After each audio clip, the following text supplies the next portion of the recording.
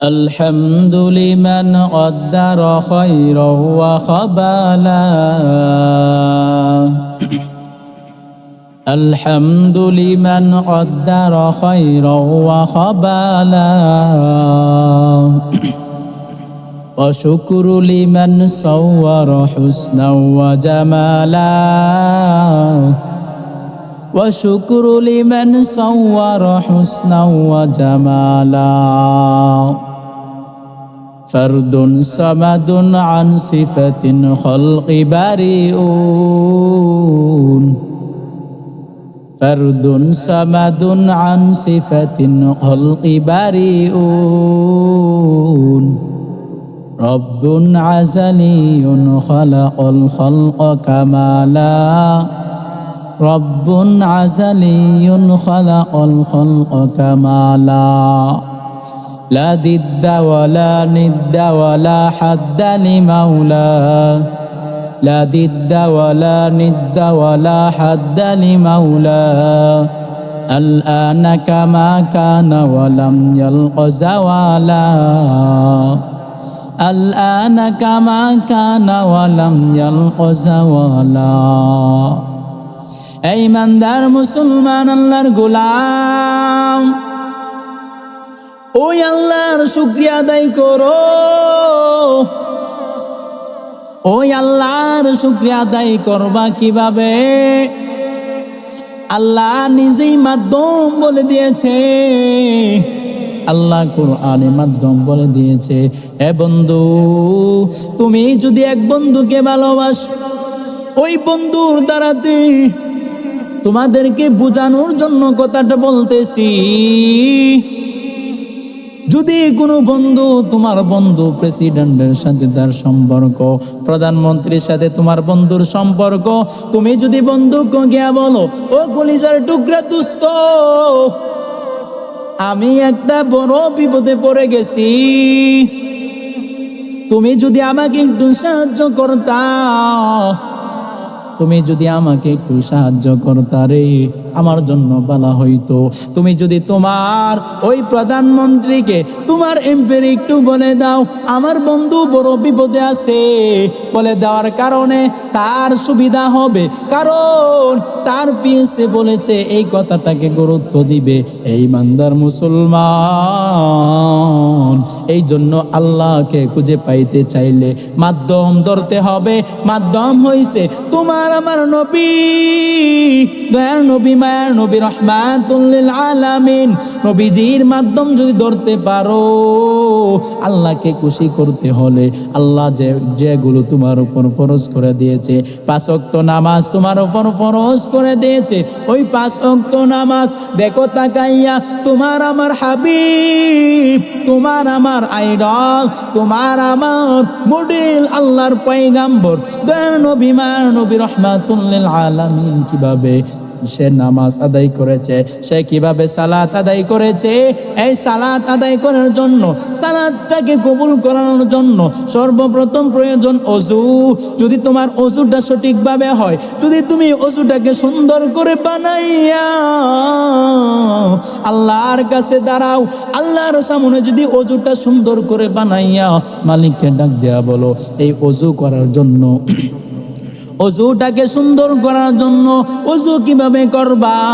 আল্লাহ নিজেই কোরআনে ডাক দেয়া বলে ইয়া আইয়ুহাল্লাযীনা আমানু ইযা কুমতুম ইলাস সালাতি ফাগসিলু ওয়ুজুহাকুম ওয়া আইদিয়াকুম ইলাল মারাফিকি ওয়ামসাহু বিরুউসিকুম ইয়া আইয়ুহাল্লাযীনা আমানু হে ঈমানদারগণ ইযা যখন তুমি দাঁড়াও ইযা কুমতুম ইলাস সালাত আল কিয়ামু দণ্ডায়মান হওয়া দাঁড়ানো কামা ইয়াকুমু তোকে এই যখন এভাবে আল্লাহ ডাক দেয়া বলে ইয়া আইয়ুহাল্লাযীনা আমানু ইযা কুমতুম ইলাস সালাতি ফাগসিলু ওয়ুজুহাকুম ইলাস সালাত যখন তুমি দাঁড়াইবা সালাতের দিকে ফাগসিলু ফাততবর আল গসলু দোনা দৌত করা ওয়াসালা ইয়াগসিলু থেকে ফাগসিলু ওয়ুজুহাকুম অতঃপর তুমি দৌত করো ওয়ুজুহাকুম তোমার চেহারাকে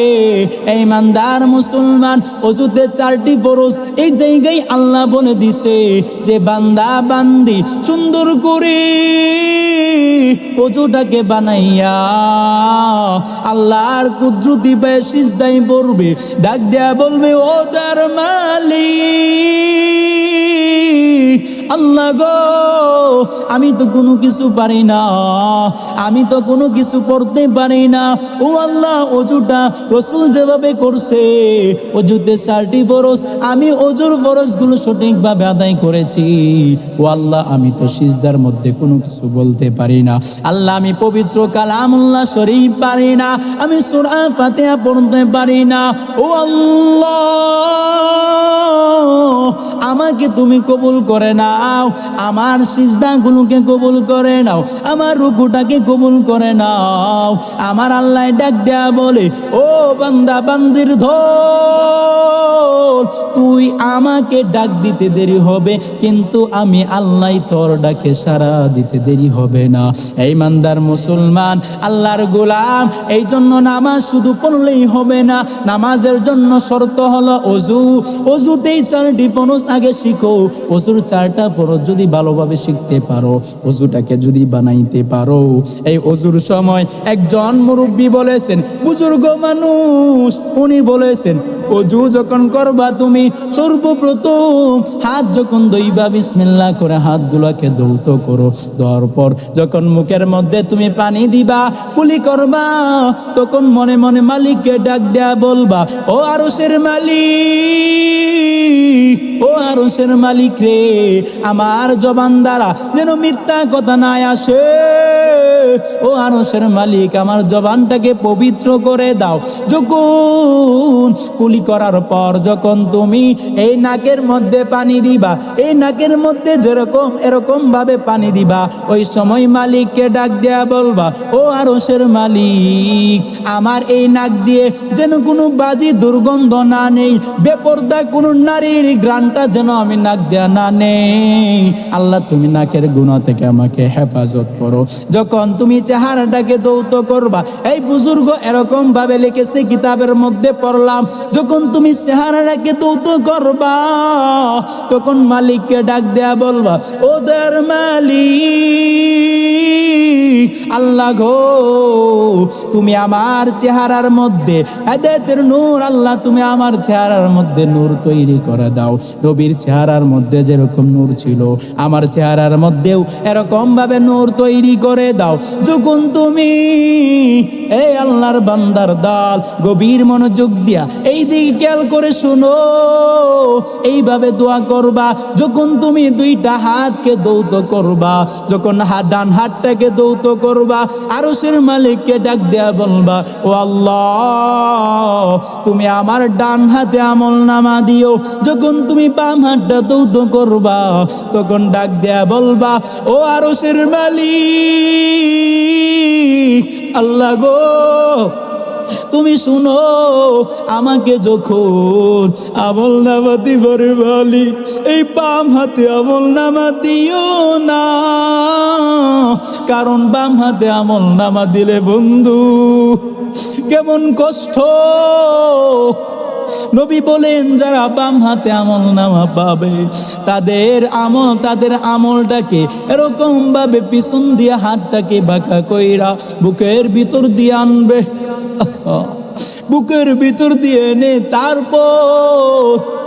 তোমার আমল নামা দেওয়া হবে। এই জন্য আল্লাহর কাছে দোয়া করবা, ও আরশের মালিক, আমার এই বাম হাতে তুমি আমল নামা দিও না, বাম হাতে আমল নামা দিও না, বাম হাতে আমল নামা দিও না। এরকম ভাবে যখন তুমি মাথাটাকে মাসেহ করবা,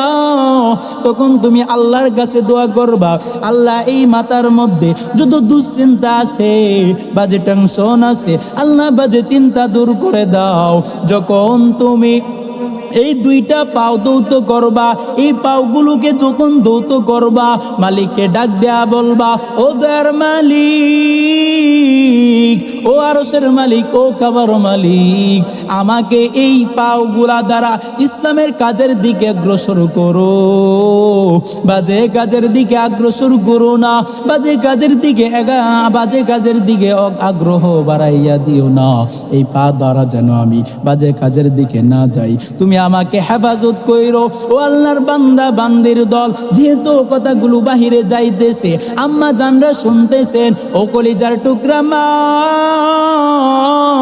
তুমিও যদি ওই রকম ভাবে আল্লাহর কাছে দোয়া করতে পারো, আর এই একটা কথা যদি মালিকের কাছে গ্রান্টেড হয়ে যায়, তোমার অজুটা যদি সুন্দরভাবে হয়ে যায়, ওই অজু দিয়া যখন তুমি আল্লাহর কুদরতি পায়ে সিজদা করবা, যখন তুমি আল্লাহর কুদরতি পায়ে সিজদাই করার পর মালিককে ডাক দেয়া বলবা,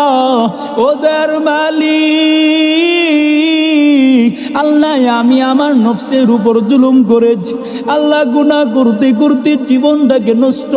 করে ফেলেছি আল্লাহ, তুমি আমাকে মাফ করে দাও। আল্লাহ, তুমি যদি বান্দাকে মাফ না করো, বলো বান্দা কার কাছে গিয়ে মাফ চাবে? আল্লাহ, বান্দাকে যদি তুমি মাফ না করো, আল্লাহ দুনিয়াতে বাবাই যদি প্রহার করে মার কাছে আশ্রয় পাওয়া যায়, মাই যদি প্রহার করে রে বাবার কাছে আশ্রয় পাওয়া যায়, বাবা মা দুজনই যদি প্রহার করে মার কাছে আশ্রয় পাওয়া যায়, এ বন্ধু দুনিয়ার সবাই যদি দাদা দাদির কাছে আশ্রয় পাওয়া যায়, দাদা দাদি দুজনই যদি প্রহার করে দুনিয়ার কোথাও না কোথাও আশ্রয় পাওয়া যায়, ও বন্ধু আল্লাহ যদি প্রহার করে রে, আল্লাহ যদি জাহান্নামে দেয়, আমাদের বাঁচার উপায় নাই। এই জন্য আল্লাহর কাছে এইভাবে দোয়া করতে হবে, ঠিক কিনা? আল্লাহর কাছে দোয়া করতে পারবো তো? কে কে রাজি আছি? আল্লাহ কবুল করুক।